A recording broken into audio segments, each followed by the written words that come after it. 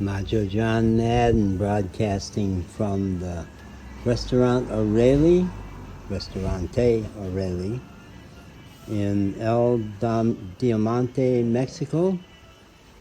And I've been in this town for almost 4 weeks at this time. I broke down just a couple miles north of town on the 15th and got towed in to a mechanic's shop just down the road there, about 100 yards, on the 16th of June. And I've been here ever since, and I'll be here at least 2 more weeks till my work gets done. Partly because the first thing he needed to do was to send a part out to another shop, and he couldn't do that on credit. So he needed money up front more than I had. So we just got those balls rolling today. It's a really special day for me today. I'm celebrating 4 months in Mexico. 4 months in Mexico. And I'm going to step out of the restaurant to finish the tape, but I want to earmark this table where I sit because I plug in my devices and I get a good Wi-Fi signal. Sometimes I have to get in the window here to get 3 bars on the Wi-Fi.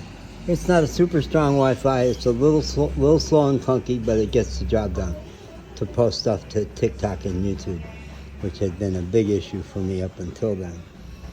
And I want to flag that table there, and I'm going to describe the guy who sat at that table just on my 2nd or 3rd or 4th day here. I hang out at this restaurant. They're really sweet extended family, very happy, totally functional family who laugh all day. They laugh all day, and they're extremely gracious hosts. And they've just embraced me. The big breakthrough today was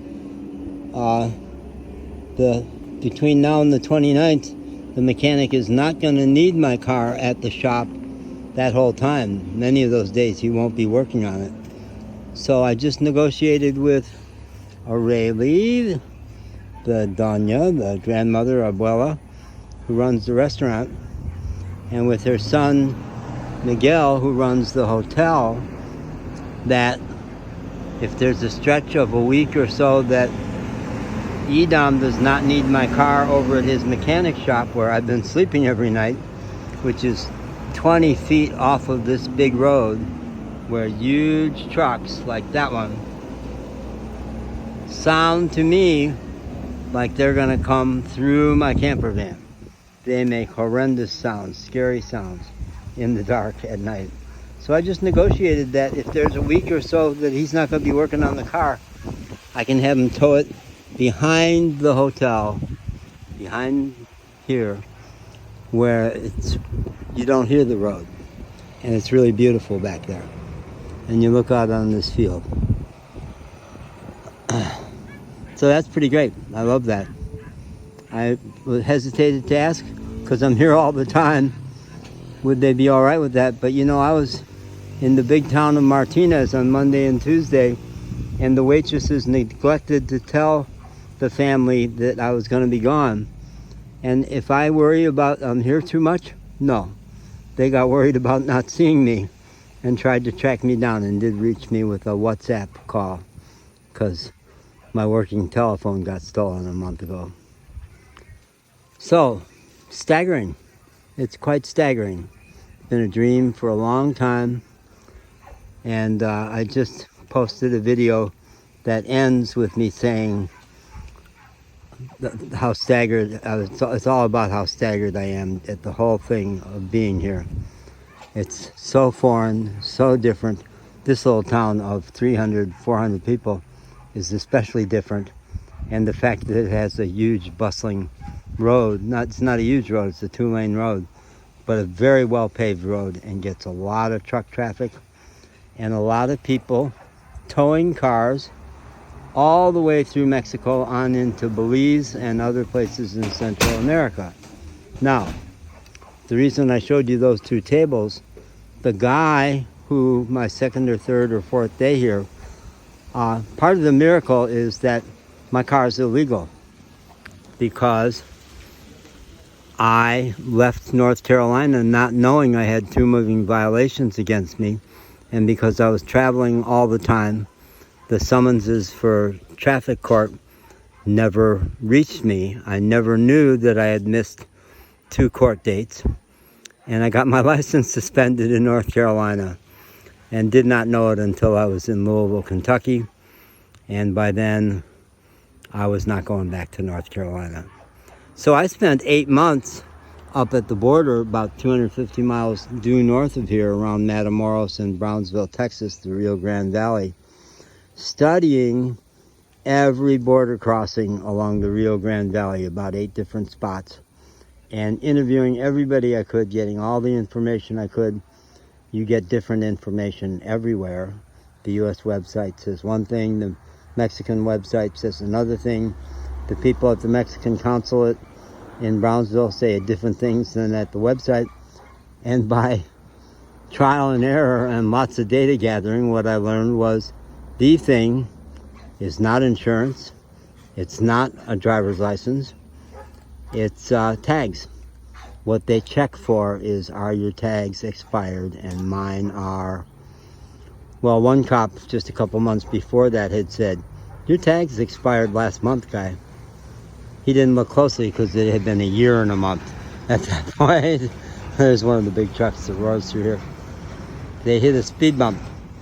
There's 2 speed bumps that require them to brake, and then they pick up steam again.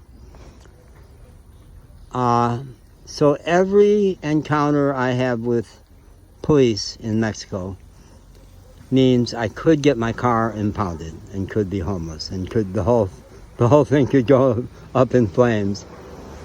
And a lot of people say to me, hey, it's Mexico, man. They're not gonna worry about any of that. You're home free. But that guy who was sitting at that table is from Belize. He lives in Belize, and for the last 20 years, his full-time work has been buying cars in North America, U.S., I don't think Canada, and driving them all the way through Mexico into Belize to sell them. One thing he let me know was, well, you're wrong when you say there are not bandits. They're not interested in you with your old beat-up van. But I had a caravan of 4 drivers and about 8 cars, and they, at Machine Gun, took everything from us just a couple months ago. So if you're in the wrong place at the wrong time, no, it can be dangerous. I had not encountered any danger, and I've been really lowballing the safety issues in Mexico.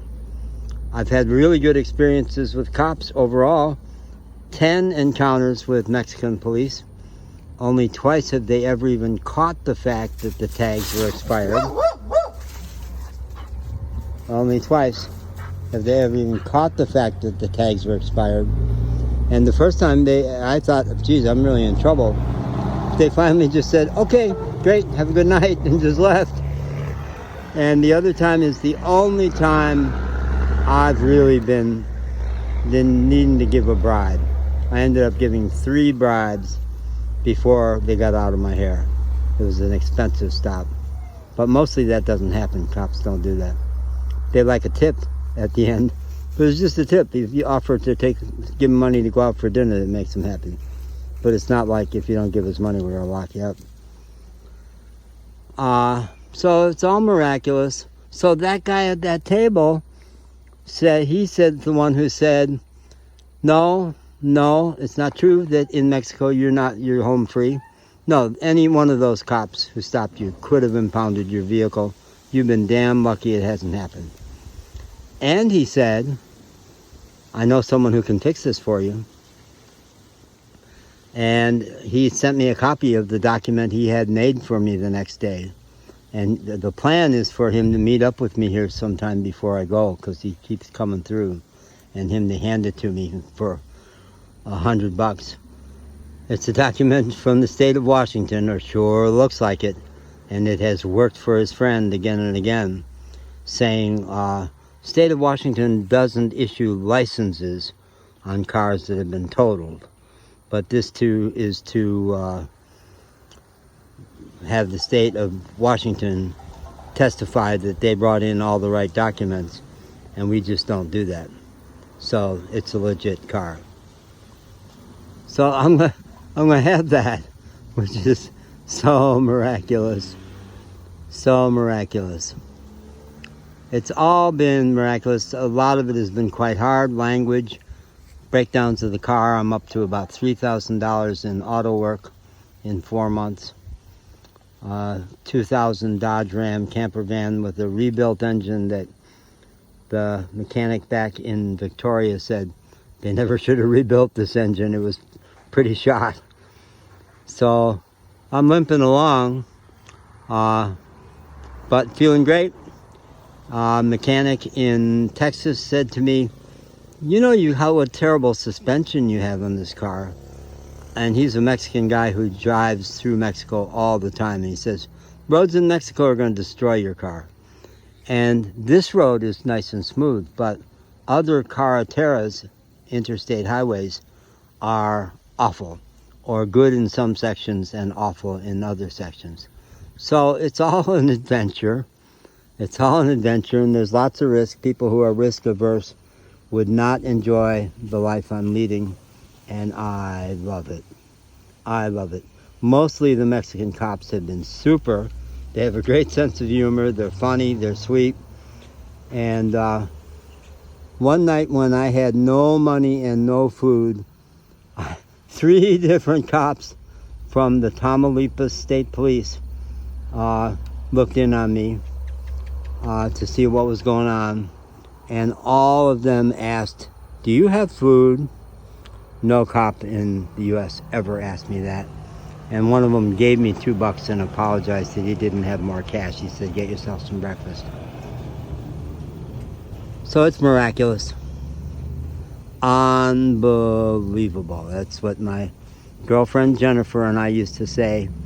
And she had been on vacation at La Playa del Carmen out on the Yucatan Peninsula, and that's my destination, is somewhere out there is where I think I'll find my sleepy little beach community where I can be in the ocean every day and have access to tourists with money to pay me for coaching, because I've developed an approach to coaching and an approach to getting in the water for people who tend not to get in the water. So it's all exciting. I'm thrilled. It's my anniversary. I'm celebrating today, and it has been a miraculous day for me. Here I am, Majo John Madden, on the road. On the road. Who'd have thought? Who'd have thought? All right, bye.